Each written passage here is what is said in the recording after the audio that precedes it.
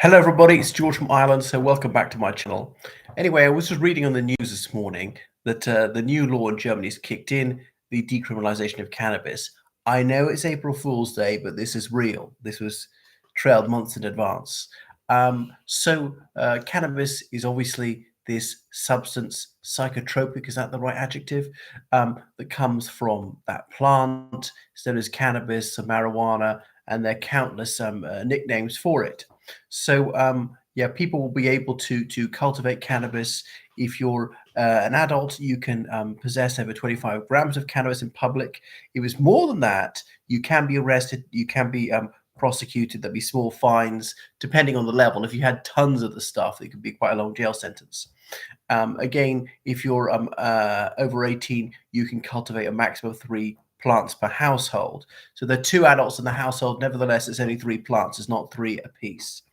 And you're allowed to smoke in certain places between the hours of 7 in the morning and 10 at night. I mean, public places besides your own home, and you can't do within sight of a sports hall or whatever, or a school or a pedestrian zone. But what in sight of, I'm not quite clear what that is. How far can you see? 500 meters? What is 3 kilometers away on top of a hill? You can see down to it. I mean, what difference does that make? Anyway, that bit of the law is plain silly. But generally speaking, I approve of this because I lean in the libertarian direction, despite not going all the way there, a bit like Javier Milei, whom I really admire. Want the night watchman state. I'm a minarchist. And then a law is going to kick in on the 1st of July this year, which will allow people to found a social club and have a maximum of 500 members. And they're going to grow it together, share information, pool resources. And again, people must be adults. They must be resident in Germany to be a member of a social club. Now, I wonder whether that breaches European law, because on trade and so on, surely if you lived in an adjacent member state like Denmark, for instance, and wanted to just go over the border part of the social club, shouldn't be allowed to do so. Isn't this a restriction on trade? So these clubs will be allowed to cultivate cannabis to spread it around, but they can't do so for profit. Yeah, any extra money is going to be put back into the enterprise, and you will not be allowed to consume cannabis, cookies, cakes, or indeed to smoke it on the premises where you cultivate it. Right. So they'll be growing hemp and so on. So cannabis is bad for you. Don't let anyone tell you that's good for you, and it's carcinogenic, much more so than tobacco. If you've got any tendency towards panic attacks, can bring that out. It can turn people psychotic and so on. But it doesn't affect everybody the same. Some people can take it and not be too badly affected. Other people can take it and be very badly mentally ill as a result of it. And depends how much you smoke and the various strengths of it. I'm no expert on this topic. So yes, it is going to be bad for public health. I don't dispute that. The one thing is, if you're buying this stuff illegally, you've no idea what they put in it. It could be boot polish or something like that. People used to call it shit because you had no idea what they're putting in there with it.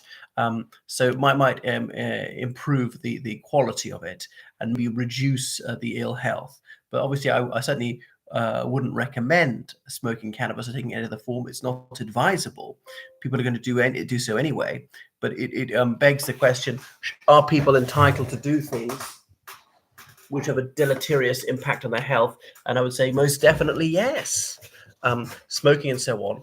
And the fascinating thing is how, as societies become far more restrictive on, say, smoking tobacco, they tend to become less restrictive on the consumption of other harmful substances like cannabis. So you see quite a few states in the United States and indeed Canada, they have loosened or removed a lot of these restrictions on cannabis, decriminalized. Some people say decriminalized rather than fully legalized it. Why? Is it because it's a fashionable thing? It's seen as liberal left, whereas tobacco is seen as somehow right wing or conservative capitalist. But I think it's a step in the right direction.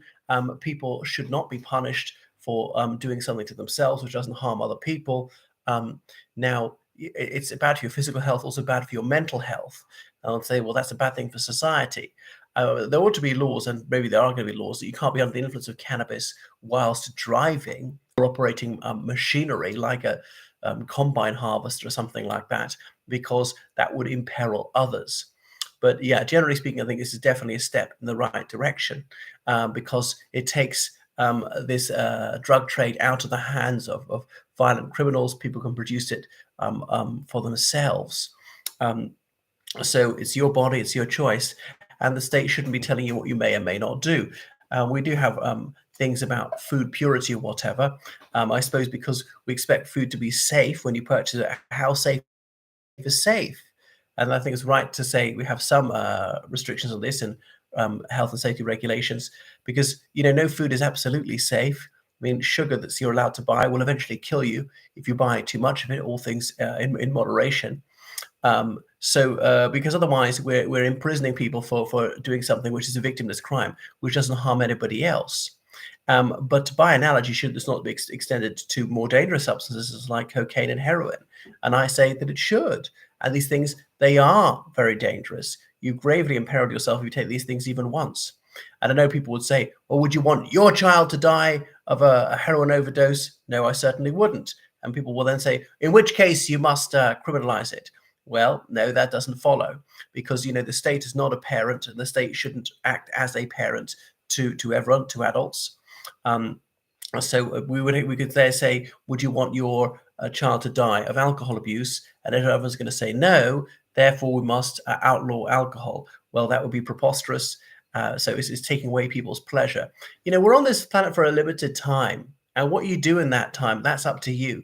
You decide your own path to happiness. You might think that other people's decisions are foolish, and maybe you're right, and they're wasting their lives. But that's not your decision to make, and the state's got to butt out and stop nanny stating and depriving people of their liberty. They say, "Oh, but death is forever. We've got to prevent death." Well, we don't have to prevent death. It's going to happen anyway. I know I'm a pro-life person, but that means you do what you want with your life. We know that prohibition is ineffectual. Prohibition never works.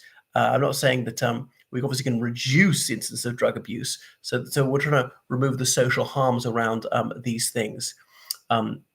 So yeah, for all sorts of reasons, of philosophical reasons as well as practical reasons. That's why I think the war on drugs should be ended. There's an organization called, is it Law Enforcement Against Prohibition? Yeah, LEAP, L-E-A-P. The prohibition of alcohol has been tried in the United States, in Canada, in Iceland, in Norway, in Russia, and so on, and is ineffective even in Sharia states where alcohol is banned. People still drink it. All right, probably not as much.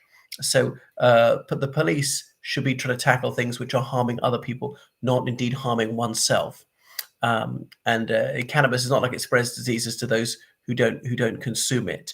And there's cannabis oil, that's a different thing. Or you can take that sort of cannabis with whatever the psychoactive component removed, which is meant to reduce pain or de-stress you, something like that.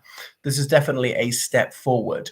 It causes cancer, I know, but oncology is better than ever. We're living longer than ever, so we should be reducing restrictions. Likewise on cigarettes, we're putting the tax up and up. You're not allowed to advertise them, not allowed to even display them, and loads of things. Smoking age has gone up from 16 to 18 in many Western countries, probably going to go up again. There are these appalling bigots in New Zealand who've done that, or even in the United Kingdom.